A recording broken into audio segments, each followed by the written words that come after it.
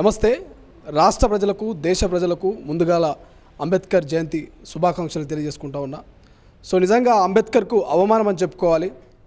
ఎందుకంటే ఇవాళ నేను గోషమాల్ పోలీస్ స్టేడియంలో ఉన్నా. దాదాపు 5 సంవత్సరాల కింద జరిగినటువంటి ఘటన. సో ఇంకా కూడా అంబేద్కర్ అవమానం నుంచి కోలుకోలేదు. అంబేద్కర్కు జరిగినటువంటి అవమానం ఇంకా పూర్తి స్థాయిలో న్యాయం జరగలేదు ఒక అంబేద్కర్కు. ఎందుకంటే డాక్టర్ బాబా సాహెబ్ అంబేద్కర్ రాజ్యాంగ నిర్మాత. సో రాజ్యాంగ నిర్మాతకు ఇంకా పూర్తి స్థాయిలో న్యాయం జరగలేదు.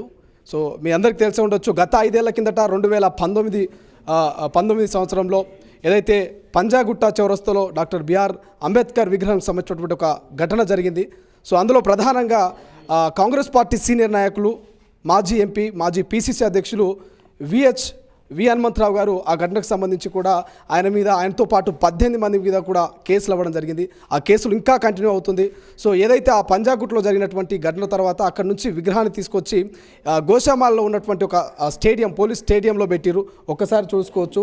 ఇవాళ దేశవ్యాప్తంగా, రాష్ట్ర వ్యాప్తంగా అంబేద్కర్ గారికి నివాళులు అర్పిస్తూ ఉన్నారు. ఈ నివాళుల సందర్భంగా అంగరంగ వైభవంగా కూడా ఆయన రాసినటువంటి ఆ యొక్క రాజ్యాంగం పట్ల ఇవాళ దేశం మొత్తం నడుస్తూ ఉంది. దేశ ప్రజలు ముఖ్యంగా అట్టడుగు వర్గాలైనటువంటి బడుగు బలహీన వర్గాల అభ్యున్నతి కోసము, వాళ్ళ అభివృద్ధి కోసము, వాళ్ళ బతుకు కోసం రాసినటువంటి ఏదైతే రాజ్యాంగం ఉన్నదో ఆ రాజ్యాంగ నిర్మాత పరిస్థితి చూస్తే ఇవాళ నిజంగా దయనీయ పరిస్థితిలో ఉంది.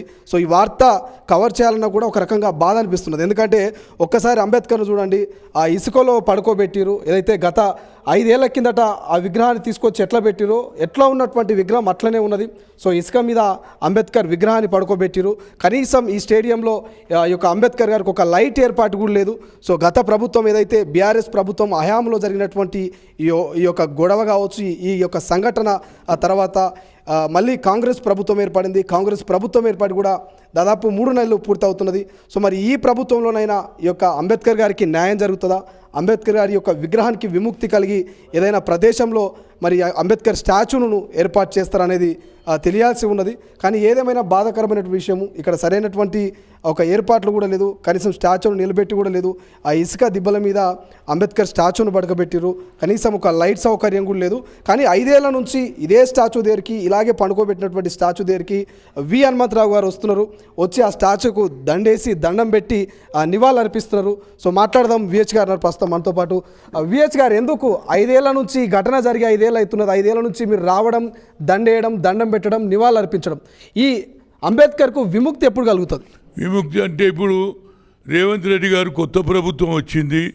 గత ప్రభుత్వం చేసిన అంబేద్కర్కి అన్యాయం మీదనే ఆనాడు 12 ఏప్రిల్ 2019లో పంజాగుట్ట దగ్గర పోలీస్ స్టేషన్ ఎదురుగానే రాజశేఖర రెడ్డి విగ్రహం ఉంటే అక్కడ జై భీమ్ కార్యకర్తలు మా దేవుని పెట్టుకుంటామని స్థలం ఉంటే పెట్టుకున్నప్పుడు 12 నుంచి తెల్లారి వరకలు పెట్టారు విగ్రహం. మార్నింగ్ మున్సిపల్ కమిషనర్ ఆర్డర్ ప్రకారంగా దాన్ని కూలగొట్టడం జరిగింది. దాన్ని పీసెస్ చేశారు. ఆ తర్వాత మేము గొడవ చేస్తే 2 4th క్లాస్ ఎంప్లాయీస్ను సస్పెండ్ చేసినట్టే, తప్పు చేసినట్టే కదా. ఆ తర్వాత అది తెలుసుకున్నాక నేను పోయాను, ఆయనను అడిగాను, ఎవరిని కమిషనర్ సార్ నువ్వే కదన్నయ్యా బాబు, అంబేద్కర్ రాజ్యాంగం రాసింది కాబట్టి నువ్వు ఈ సీటు మీద కూర్చున్నావు. అవును సార్, నేను హెల్ప్ చేస్తున్నా, గవర్నమెంట్ ఆర్డర్ నేనన్నా తప్పు చేసినావు. సరే ఇక అయిపోయింది, మళ్ళీ విగ్రహం పెడతా. నేను పెట్టలేను, మేము పెడతామంటే మేము పర్మిషన్ ఇవ్వలేము, కలెక్టర్ ఇస్తుంటే కలెక్టర్ దగ్గర కూడా పోయినా. కలెక్టర్ అన్నాడు కోర్టు ఆర్డర్ ప్రకారంగా మేము ఇవ్వలేము, కావాలంటే నువ్వు మీరు పెట్టుకోండి, మాకు అభ్యంతరం లేదన్నారు. ఆ తర్వాత నేను అమలాపురం ఈస్ట్ గోదావరి పోయి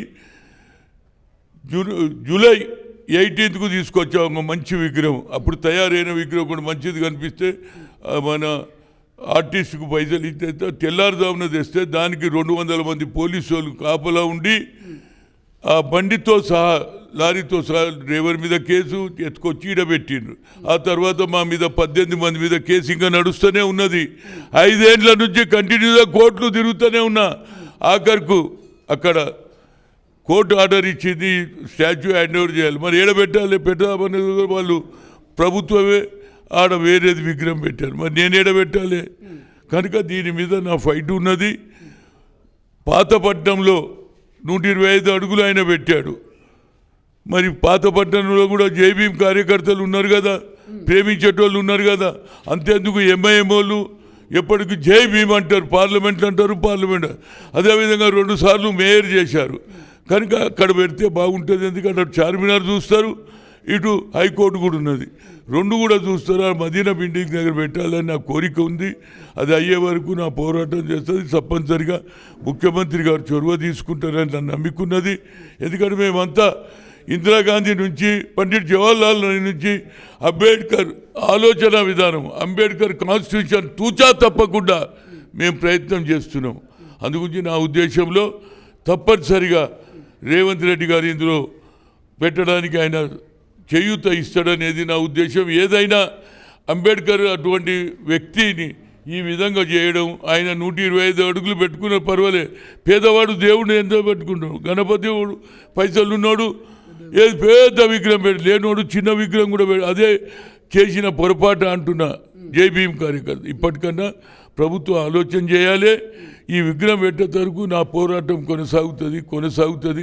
అందుగుంచే రాష్ట్ర ప్రభుత్వం కూడా ఎప్పుడైతే అంబేద్కర్ స్టాచ్యూను కూలగొట్టి ముక్కలు చేసినప్పుడు అప్పటి నుంచే కేసీఆర్ పతనం మొదలైంది. అదే గుర్తుంచుకోవాలి. నువ్వు 125 అడుగులు పెడతావు, పేద విగ్రహాన్ని, పేదోడు తెచ్చుకున్న విగ్రహాన్ని కూలగొట్టింది కాబట్టి ప్రజలు సరి అయిన నిర్ణయం తీసుకున్నారు అనేది నా ఉద్దేశం. ఇప్పటికంట అంబేద్కర్ ఆలోచనను కొందరు కాన్స్టిట్యూషన్ మార్చాలని ప్రయత్నం చేస్తున్నారు. ఎవడు మార్చినా ప్రజలు తిరగబడతారు. అదే కానీ విహెచ్ గారు ప్రధానంగా అధికారంలోకి వచ్చారు మీరు, ఇక్కడ ఒక లైట్ సౌకర్యం లేదు. గత ప్రభుత్వంలో లైట్ సౌకర్యం లేదు, ఈ ప్రభుత్వంలో లైట్ సౌకర్యం లేదు. ఇసుక దిబ్బ మీద బండబెట్టిరు. మీ ప్రభుత్వంలో అయినా ఈ యొక్క అంబేద్కర్కు విముక్తి కలుగుతుందిగా. నేను ఇవాళ ఓంగానే ముఖ్యమంత్రి లెటర్ రాస్తా సార్, అక్కడ ఇది ఉంది, ఇది బాగా లైట్లు ఉండాలి, రోజు క్లీన్నెస్ ఉండాలి, ఈ కొత్త ఈ విగ్రహానికి ఎక్కడ కూడా రోజు క్లీన్ చేయాలి. అదేవిధంగా ఎవరైనా వస్తే చూడడానికి కూడా అంబేద్కర్ ఏ పరిస్థితులు ఉన్నాడో వచ్చే తరానికి తెలవాలి కదా. అంబేద్కర్కి అవమానం అయితే నేను 5-6 సార్లు రౌండ్ టేబుల్ కూడా పెట్టాను, కానీ ఇంతవరకు ఫలితం లేదు. కనుక నా ఉద్దేశంలో అన్ని ఆర్గనైజేషన్స్ కూడా దీని మీద ఒత్తిడి తీసుకొస్తే ప్రభుత్వం తప్పనిసరిగా ఆయనకు సరి అయిన న్యాయం చేయాలి. అప్పటి వరకు నా పోరాటం కొనసాగుతుంది. నేను రాజకీయాలు వచ్చిన సామాజిక న్యాయం గురించి అంబేద్కర్, మహాత్మా జ్యోతిరావు పూలే, ఇందిరాగాంధీ, రాజీవ్ గాంధీ ఆలోచనతోటే ఇక్కడి వరకు వచ్చిన. నా జీవితంలో ఎక్కడ అన్యాయం జరిగినా అన్యాయంకు వ్యతిరేకంగా మా రాహుల్ గాంధీ కూడా న్యాయయాత్ర చేస్తున్నారు. అదే కూడా నా ఆలోచన అని నా ఉద్దేశం. ఇప్పుడు గతంలో బీఆర్ఎస్ కూడా కేసీఆర్ రాజ్యాంగాన్ని మార్చే అవకాశం ఉందన్నారు, అది అన్నారు, ఇది అన్నారు. ఇప్పుడు నరేంద్ర మోడీ కూడా భవిష్యత్తులో రాజ్యాంగంలో మార్పులు తీసుకొస్తామనే రీతిలో మాట్లాడుతున్నారు. వీళ్ళ మద్దతు ఏమైనా తీసుకుంటారా ఈ విగ్రహాన్ని ఏర్పాట్లో కావచ్చు? మద్దతు ఏం లేదు. ఎవడు రాజ్యాంగం అడిగితే ఆ ప్రభుత్వం కూలిపోతుంది. ఇవాళ ఆయన విగ్రహమే కూలగొట్టినందుకు ప్రభుత్వం పడిపోయిందా లేదా? అంత ఆ కాన్స్టిట్యూషన్ అంత మహత్వం ఉన్నది, అంత బలం ఉన్నది, అంత బడుగు బలైన వర్గాలు ఉన్నారు. తిరగబడే రోజు వస్తుంది. తప్పనిసరిగా రాజ్యాంగాన్ని మార్చడానికి ఎవరు ప్రయత్నం చేసినా బడుగు బలైన వర్గాలు తిరగబడతారు. Thank you so much. ఇది మొత్తం మీద గోషామాల్ పోలీస్ స్టేడియంలో ఉన్నటువంటి అంబేద్కర్ స్టాచ్యూ దగ్గర అయితే మనం ఉన్నాము. సో మొత్తం మీద విహెచ్ గారు మాత్రము ఒక స్పష్టంగా చెప్తున్నారు. సో అంబేద్కర్ రాసినటువంటి రాజ్యాంగాన్ని మార్చాలని చూసినా గతంలో అంబేద్కర్ స్టాచ్యూని కూల్చినందుకే గత బీఆర్ఎస్ ప్రభుత్వము అధికారాన్ని కోల్పోయింది. సో అటువంటి అంబేద్కర్ జోలికి వచ్చినా, అంబేద్కర్ను టచ్ చేసినా ఖచ్చితంగా నాశనం అవుతుంది. కాబట్టి సో అన్ని సంఘాలు కూడా ఏకం కావాలి. ఈ అంబేద్కర్ స్టాచ్యూను ఇక యథాస్థితిగా ఏదైతే పాత బస్తీలో ఈ యొక్క అంబేద్కర్ స్టాచ్యూను ఏర్పాటు చేయాలి. సో అప్పటి వరకు ఇక్కడ ఒక లైట్ని ఏర్పాటు చేయాలి. సో పేదల దేవుడిగా కొలువైనటువంటి ఈ అంబేద్కర్కు నిత్యం ఇక్కడ ఒక రకమైనటువంటి సేవలు ఉండాలి. ఖచ్చితంగా అందరూ చూసే విధంగా, అందరూ అంబేద్కర్ని దర్శించుకునే విధంగా అంబేద్కర్ సంబంధించినటువంటి ఇక్కడ నీట్నెస్ని, క్లీన్నెస్ని మెయింటైన్ చేయాలి అనేటువంటి ఆ యొక్క డిమాండ్ అయితే మరి విహెచ్ చేస్తున్నాడు. సో చూద్దాం పేదల దేవుడైన మరి అంబేద్కర్కు ఎటువంటి న్యాయం జరగబోతున్నది, ఈ నూతనంగా ఏర్పడినటువంటి రాష్ట్ర ప్రభుత్వం దీని పట్ల ఎటువంటి నిర్ణయం తీసుకోబోతున్నది. కెమెరా పర్సన్ అజయ్తో శ్రీశైలం, తొలి వెలుగు, హైదరాబాద్.